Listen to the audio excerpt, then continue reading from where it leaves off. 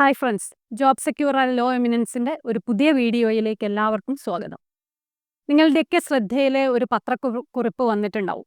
സിഇയുടെ പത്രക്കുറിപ്പാണ്.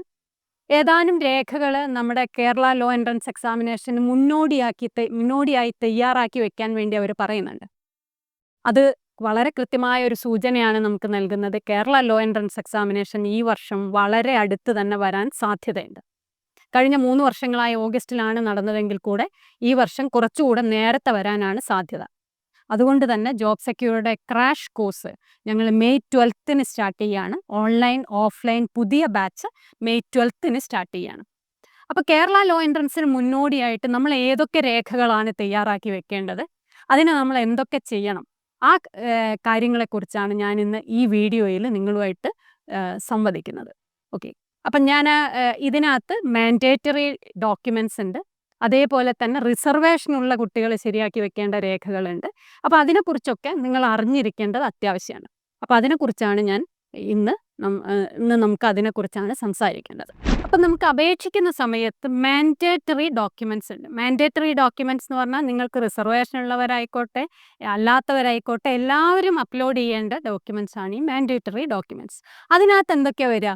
Proof of nationality, proof of date of birth, nativity proof. ഇനി ഇതിൽ ഓരോന്നും എന്താണ് എന്നുള്ളതാണ് നമ്മൾ നോക്കുന്നത്. നാറ്റിവിറ്റി പ്രൂവ് ചെയ്യാൻ വേണ്ടിയിട്ട് നമ്മൾ എന്തൊക്കെ പ്രൊഡ്യൂസ് ചെയ്യണം നോക്കുക. നാറ്റിവിറ്റി പ്രൂവ് ചെയ്യണേ should be an Indian citizen. നമ്മളൊരു ഇന്ത്യൻ സിറ്റിസൺ ആവണം. പക്ഷേ നമുക്ക് റിസർവേഷൻ കിട്ടണമെങ്കിൽ അല്ലെങ്കിൽ ഫീ കൺസെഷൻ കിട്ടണമെങ്കിൽ നമ്മൾ ആരാവണം? കേരള ഒറിജിൻ ഉണ്ടാവണം. ഓക്കെ, കേരളൈറ്റ് ആയാലേ നമുക്ക് റിസർവേഷൻ്റെ ബെനിഫിറ്റ് കിട്ടുള്ളൂ. പക്ഷെ നമ്മൾ ഇന്ത്യൻ സിറ്റിസൺ ആയാലേ നമുക്ക് അപേക്ഷിക്കാൻ തന്നെ പറ്റുള്ളൂ. ഇന്ത്യൻ സിറ്റിസണേ പറ്റുള്ളൂ. ഇനി എങ്ങനെയാണ് ഇന്ത്യൻ സിറ്റിസൺ ആണ് എന്നുള്ളത് തെളിയിക്കാൻ നമ്മൾ എന്തൊക്കെ ഡോക്യുമെൻറ്റ്സ് ഹാജരാക്കണം അതറിയണമല്ലോ. അപ്പം അതിന് വേണ്ടിയിട്ട് birth certificate, secondary school leaving certificate, അതായത് SSLC or +2 SSLC book, passport, certificate from village ഓഫീസിൽ നിന്ന് കിട്ടുന്ന സർട്ടിഫിക്കറ്റ്, ഇതെല്ലാം വേണമെന്നല്ല കേട്ടോ. ഇതിലേതെങ്കിലും ഒന്ന് മതി. ആധാർ പറയുന്നില്ല ഇവിടെ. ഈ പറഞ്ഞ ഏതെങ്കിലും ഒരു സർട്ടിഫിക്കറ്റ് ഉണ്ടെങ്കിൽ നിങ്ങൾ ഇന്ത്യൻ ആണ് എന്ന് തെളിയും. നമുക്ക് ഇന്ത്യൻ ആണ് എന്ന് മാത്രം തെളിഞ്ഞാൽ പോരാ, നമുക്ക് എന്ത് തെളിയണം? നമ്മൾ കേരളൈറ്റ് ആണ് എന്നുകൂടെ തെളിയണം. അപ്പം നിങ്ങൾക്ക് കേരളൈറ്റ് ആണ് എന്ന് തെളിയാൻ എന്തൊക്കെ വേണം? Secondary school leaving certificate. അപ്പോൾ ഒരു സെക്കൻഡറി സ്കൂൾ ലീവിങ് സർട്ടിഫിക്കറ്റ് കൊണ്ട് തന്നെ നിങ്ങൾ ഇന്ത്യൻ ആണെന്നും തെളിയും, കേരളൈറ്റ് ആണെന്നും തെളിയും. ഇൻ കേസ് നിങ്ങളുടെ ആ സർട്ടിഫിക്കറ്റ് കൊണ്ട് അത് തെളിയുന്നില്ല എന്ന് വരട്ടെ, അങ്ങനെയാണെങ്കിൽ നിങ്ങൾ എന്ത് ചെയ്യണം? നിങ്ങളുടെ പേരൻസിൻ്റെ ഡേറ്റ് ഓഫ് ബർത്ത് പ്രൊഡ്യൂസ് ചെയ്യുന്ന അവരുടെ ഈ ഡോക്യുമെൻറ്റ്സ് സബ്മിറ്റ് ചെയ്യണം. അതായത് SSLC ബുക്ക് സബ്മിറ്റ് ചെയ്യണം. അല്ലെങ്കിൽ പാസ്പോർട്ട്, ഒന്നുകിൽ നിങ്ങളുടേതിൽ അത് തെളിയുന്നില്ലെങ്കിൽ നിങ്ങളുടെ പേരൻസിൻ്റെ പാസ്പോർട്ട്, അല്ലെങ്കിൽ ഇവിടെയൊക്കെ ഓറാണ്. ഏതെങ്കിലും ഒന്നുണ്ടെങ്കിൽ മറ്റേത് ആവശ്യമില്ല. Or A certificate of birth from panchayat or municipality.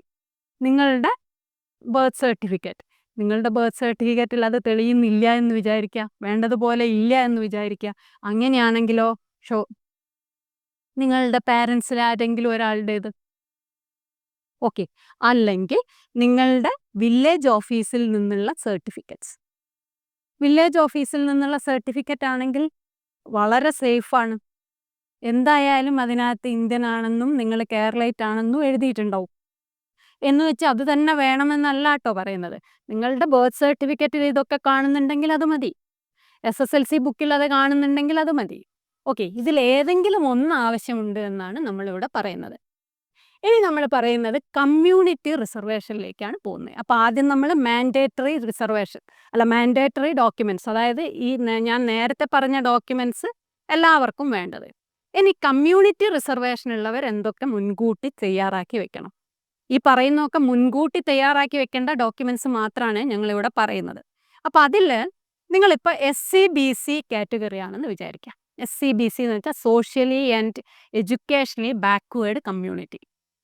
നമ്മുടെ നോട്ടിഫിക്കേഷനൊക്കെ SCBC എന്നാണ് കാണുക. അപ്പോൾ ഈ SCBC എന്ന് പറയുന്നത് എന്താണ് എന്ന് മനസ്സിലാവാതെ പലരും പരിഭ്രമിക്കാറുണ്ട്. SC/BC എന്ന് പറഞ്ഞാൽ നിങ്ങൾ സാധാരണ OBC എന്നായിരിക്കും പറയുന്നുണ്ടാവുക, അതർ ബാക്ക്വേർഡ് കമ്മ്യൂണിറ്റി. അപ്പോൾ ഈഴവ, മുസ്ലിം കാറ്റഗറിയൊക്കെ SC/BC കമ്മ്യൂണിറ്റിയിലാണ് പെടുക. ഈ SC/BC കമ്മ്യൂണിറ്റിയിലുള്ളവർ non creamy layer certificate produce ചെയ്യണം. അപ്പോൾ അത് ഇപ്പോഴേ വില്ലേജ് ഓഫീസിൽ നിന്ന് നോൺ ക്രീമി ലെയർ സർട്ടിഫിക്കറ്റ് വാങ്ങി വയ്ക്കുക. നോൺ ക്രീമി ലെയർ സർട്ടിഫിക്കറ്റിൽ നിങ്ങളുടെ കാസ്റ്റും കൃത്യമായിട്ട് പറഞ്ഞിട്ടുണ്ടാവും, നിങ്ങളുടെ ഇൻകവും കൃത്യമായിട്ട് പറഞ്ഞിട്ടുണ്ടാവും. അപ്പോഴേ നമുക്ക് നോൺ ക്രീമി ലെയർ കിട്ടുള്ളൂ. ഇവിടെ വളരെ വളരെ പ്രധാനമാണ് non creamy layer certificate education purpose എന്ന് കൃത്യമായിട്ട് എഴുതിയിരിക്കണം. സ്റ്റേറ്റ് എഡ്യൂക്കേഷൻ പർപ്പസ് എന്ന് എഴുതിയിട്ടുള്ള നോൺ ക്രീമി ലെയർ സർട്ടിഫിക്കറ്റ് അയക്കണം. ഒപ്പം കമ്മ്യൂണിറ്റി സർട്ടിഫിക്കറ്റും ഇൻകം സർട്ടിഫിക്കറ്റും വാങ്ങുക. കാരണം ഓൾറെഡി നിങ്ങൾ വില്ലേജ് ഓഫീസിൽ പോകുന്നുണ്ട്, നിങ്ങൾക്ക് അഡ്മിഷൻ സമയത്ത് ഇത് ആവശ്യം വരും. അപ്പോൾ അതുകൊണ്ട് കമ്മ്യൂണിറ്റി സർട്ടിഫിക്കറ്റ് വാങ്ങുക, ഇൻകം സർട്ടിഫിക്കറ്റ് വാങ്ങുക. ഫീ കൺസെഷനൊക്കെ കിട്ടുന്ന സമയത്ത് നമുക്കിത് ആവശ്യം വരും. ഓക്കെ, ഇപ്പോൾ വില്ലേജ് ഓഫീസിൽ പോകുമ്പോൾ ഒറ്റയടിക്ക് നേറ്റിവിറ്റിയും കമ്മ്യൂണിറ്റിയും ഇൻകവും നോൺ ക്രീമി ലെയറൂടെ വാങ്ങിയാൽ അത് എന്തായാലും അക്ഷയ വഴിയാണെങ്കിൽ അങ്ങനെ ചെയ്താലും മതി. ഇനി നമ്മൾ OEC കാറ്റഗറിയാണ് നോക്കുന്നത്. OEC category. അപ്പം നിങ്ങൾ OEC കാറ്റഗറിയിലാണോ എന്നറിയാൻ നിങ്ങൾ മുൻ വർഷങ്ങളിലെ, ഇപ്പം പ്രോസ്പെക്ടസ് ഒന്നും വന്നിട്ടില്ലല്ലോ, മുൻ വർഷങ്ങളിലെ പ്രോസ്പെക്ടസ് എടുത്തു നോക്കിയാൽ അതിൻ്റെ അനെക്സ്ചറിൽ ഒരു ലിസ്റ്റ് കൊടുത്തിട്ടുണ്ട്. അപ്പോൾ അതിൻ്റെ അകത്ത് നിങ്ങളുടെ കാസ്റ്റ് ഇതിനകത്ത് ഏതിലാണ് പെടുന്നതെന്ന് മനസ്സിലാവും. Other eligible community. ഈ OEC കാറ്റഗറിയിലുള്ളവർ ഇതേപോലെ തന്നെ നോൺ ക്രീമി ലെയർ സർട്ടിഫിക്കറ്റ് വാങ്ങണം. നോൺ ക്രീമി ലെയർ സർട്ടിഫിക്കറ്റിൽ പ്രത്യേകം ഓർക്കുക കേട്ടോ, സ്റ്റേറ്റ് എഡ്യൂക്കേഷൻ പർപ്പസ് എന്ന് എഴുതിയിരിക്കണം. കമ്മ്യൂണിറ്റി സർട്ടിഫിക്കറ്റും ഇൻകം സർട്ടിഫിക്കറ്റും വാങ്ങി വയ്ക്കുക OEC കാറ്റഗറിയിലുള്ളവരും. ഇനി SC/ST കാറ്റഗറി.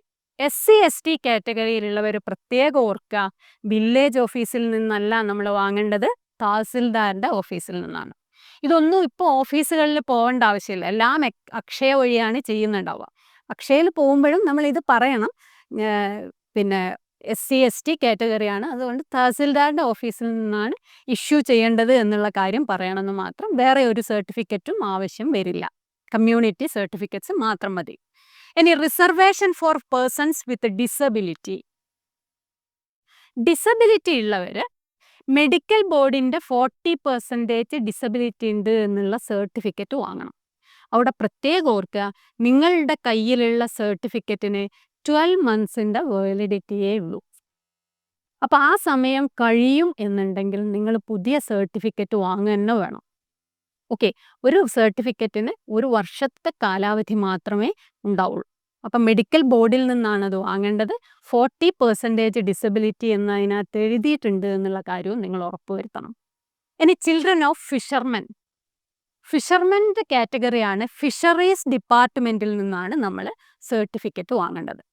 ഓക്കെ, അപ്പോൾ അതിനകത്ത് കൃത്യമായിട്ട് നിങ്ങൾ ഫിഷർമെൻ്റെ കുട്ടികളാണെന്ന് വെച്ചാൽ ഓൾറെഡി പാരൻസിനോട് ചോദിച്ചാൽ അറിയാം, അവർ സ്ഥിരമായിട്ട് പോകുന്ന ഓഫീസുകളുണ്ടാവും.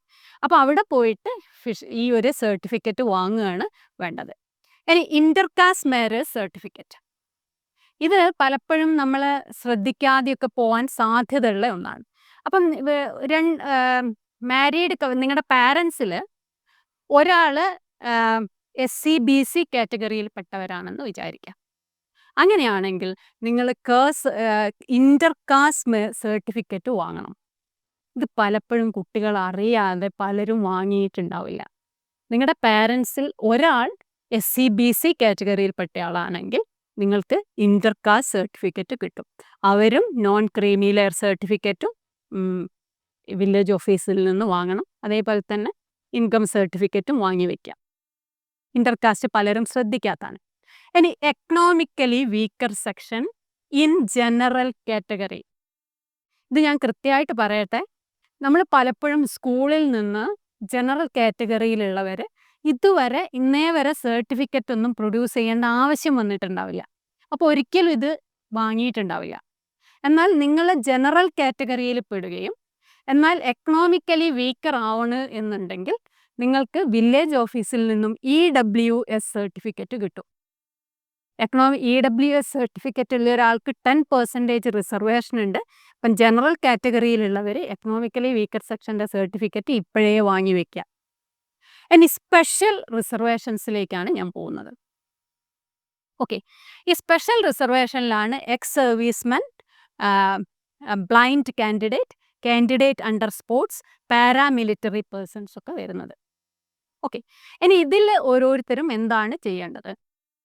ഇപ്പം എക്സ് സർവീസ്മെൻ എക്സ് സർവീസ്മെൻ ആയാലും എക്സ് സർവീസ്മെനിൻ്റെ കുട്ടികളായാലും ചിൽഡ്രൻ ആയാലും സൈനിക് സെൻറ്ററിൽ നിന്ന്, ജില്ലാ സൈനിക് സെൻറ്ററിൽ നിന്ന് സർട്ടിഫിക്കറ്റ് വാങ്ങണം. എക്സ് സർവീസ്മെൻ അതിന് കൃത്യമായ ഒരു ഫോർമാറ്റ് ഉണ്ട്. അത് സൈനിക് സെൻറ്ററിൽ ചെന്നാൽ അവർക്ക് തന്നെ അറിയുണ്ടാവും. ആ ഫോർമാറ്റിൽ ആ സർട്ടിഫിക്കറ്റ് ഇപ്പോഴേ ശരിയാക്കി വയ്ക്കുക. ഇനി സ്പോർട്സ് കോട്ട, ഇത് പിന്നെ എക്സ് സർവീസ്മെൻ ആയാലും പാരാമിലിറ്ററി ആയാലും ചെയ്യേണ്ടതാണ് കേട്ടോ. പാരാമിലിറ്ററിയിൽ എന്താണ് ചെയ്യേണ്ടതെന്ന് ഞാൻ പറയാം. സ്പോർട്സ് കോട്ടയിലുള്ളവർ എവിടുന്ന് സർട്ടിഫിക്കറ്റ് വാങ്ങി വെക്കാനൊന്നുമില്ല, നമുക്കൊന്നും ചെയ്ത് വെക്കാനില്ല. പക്ഷേ നിങ്ങൾക്ക് സ്പോർട്സ് കോട്ടയിൽ പലപ്പോഴായിട്ട് നിങ്ങൾക്ക് പല അച്ചീവ്മെൻറ്റ്സ് ഉണ്ടാവും. പക്ഷെ അതിൻ്റെ സർട്ടിഫിക്കറ്റ്സ് ഇപ്പം സ്പോർട്സ് കൗൺസിലിൻ്റെ ഓഫീസിലും അവിടെ ഇവിടെയൊക്കെ ആയിരിക്കും നമ്മൾ കളക്ട് ചെയ്തിട്ടുണ്ടാവില്ല. അങ്ങനെയുള്ളവർ അതൊക്കെ ഇപ്പോഴേ കളക്ട് ചെയ്ത് വെക്കുക. അപ്പം നിങ്ങളുടെ അപേക്ഷ സമർപ്പിക്കുന്ന സമയത്ത് നിങ്ങൾ ഇതിൻ്റെയൊക്കെ ഒരു കോപ്പി സ്പോർട്സ് അതോറിറ്റിയിലേക്ക് അയക്കേണ്ടി വരും. അന്ന് സർട്ടിഫിക്കറ്റിന് വേണ്ടി നെട്ടോട്ട് ഓടുന്നതിന് പകരം നിങ്ങൾക്ക് കിട്ടിയ അച്ചീവ്മെൻറ്റ്സിൻ്റെ ഒക്കെ സർട്ടിഫിക്കറ്റ് നിങ്ങളുടെ കയ്യിലുണ്ട് എന്നുള്ള കാര്യം ഇപ്പോഴേ തന്നെ ഒന്ന് ഉറപ്പിച്ച് വയ്ക്കാം. ഇനി എക്സ് പാരാമിലിറ്ററി ആണെങ്കിൽ, പാരാമിലിറ്ററി ആവുമ്പം സൈനിക് സെൻറ്ററിൽ ആവില്ല, കൺസേൺഡ് കമാൻഡിങ് ഓഫീസറുടെ കയ്യിൽ നിന്നായിരിക്കും സർട്ടിഫിക്കറ്റ് വാങ്ങേണ്ടി വരിക. അപ്പം ഇപ്പം ഞാൻ പറഞ്ഞിരിക്കുന്നത് ഒരുവിധം നിങ്ങൾക്ക് എക്സാമിന് വേണ്ടിയിട്ട് തയ്യാറാക്കേണ്ട സർട്ടിഫിക്കറ്റ്സ് ആണ്. അപ്പോൾ ഒന്നുകൂടെ ഞാനൊന്ന് ചുരുക്കി ഞാൻ പറഞ്ഞു തരാം. ഏത് കാറ്റഗറിയിലുള്ള കുട്ടിയായാലും, ഏത് ജനറൽ കാറ്റഗറിയിൽ ഏത് കുട്ടിയായാലും നിങ്ങളുടെ നാഷണാലിറ്റി തെളിയിക്കുന്ന, നിങ്ങൾ കേരളൈറ്റ് എന്നാണ് എന്ന് തെളിയിക്കുന്ന ഒരു സർട്ടിഫിക്കറ്റ് വേണ്ടി വരും. അതിനകത്ത് പ്രധാനമായിട്ടും വേണ്ടി വരും എന്തായിരിക്കും? ബർത്ത് സർട്ടിഫിക്കറ്റ് ആയിരിക്കും. ബർത്ത് സർട്ടിഫിക്കറ്റിൽ വേണ്ട പോലെ ഇല്ലെങ്കിൽ പാസ്പോർട്ടിലും ഇല്ലെങ്കിൽ SSLC ബുക്ക്, SSLC ബുക്കിലും ഇല്ലെങ്കിൽ വില്ലേജ് ഓഫീസിൽ നിന്നുള്ള സർട്ടിഫിക്കറ്റ്, ഇതിലേതെങ്കിലും ഒന്ന് മതിയാവും. ഇതാണ് സാധാരണഗതിയിൽ ഒരു കുട്ടിക്ക് വേണ്ടി വരിക. കമ്മ്യൂണിറ്റി റിസർവേഷൻ ഉള്ളവരാണെങ്കിൽ OBC കാറ്റഗറി ആയാലും OEC കാറ്റഗറി ആയാലും ഒക്കെ നോൺ ക്രീമി ലെയർ വാങ്ങേണ്ടി വരും. നോൺ ക്രീമി ലെയറിൽ സ്റ്റേറ്റ് എഡ്യൂക്കേഷൻ പർപ്പസ് എന്ന് കൃത്യമായിട്ട് പറയേണ്ടി വരും. ഇൻകം സർട്ടിഫിക്കറ്റും കമ്മ്യൂണിറ്റി സർട്ടിഫിക്കറ്റും ഒപ്പം അവിടെ വാങ്ങി വയ്ക്കുക. ജനറൽ കാറ്റഗറിയിലുള്ളവർ EWSന് അർഹനാണെങ്കിൽ EWS സർട്ടിഫിക്കറ്റ് വില്ലേജ് ഓഫീസിൽ നിന്ന് വാങ്ങാം. SC ST കാറ്റഗറിയിലുള്ളവർ പ്രത്യേകം ഓർക്കുക, തഹസിൽദാറിൻ്റെ ഓഫീസിൽ നിന്നാണ് സർട്ടിഫിക്കറ്റ് വാങ്ങേണ്ടത്. ഈ ഡോക്യുമെൻറ്റ്സ് ഒക്കെ ഇപ്പം തന്നെ ശരിയാക്കി വെക്കുക. അപ്പം നമുക്ക് നോട്ടിഫിക്കേഷൻ വന്നാൽ റിലാക്സ്ഡ് ആയിട്ട് പഠിച്ച് പരീക്ഷ എഴുതാൻ പറ്റും. ജോബ് സെക്യൂരിറ്റിയുടെ ക്രാഷ് കോഴ്സിലേക്കുള്ള അഡ്മിഷൻ നടന്നുകൊണ്ടിരിക്കുകയാണ്. May 12ന് ഞങ്ങളുടെ പുതിയ ബാച്ച് ആരംഭിക്കുകയാണ്. അപ്പം നമുക്ക് വീണ്ടും കാണാം. Take care. Bye bye.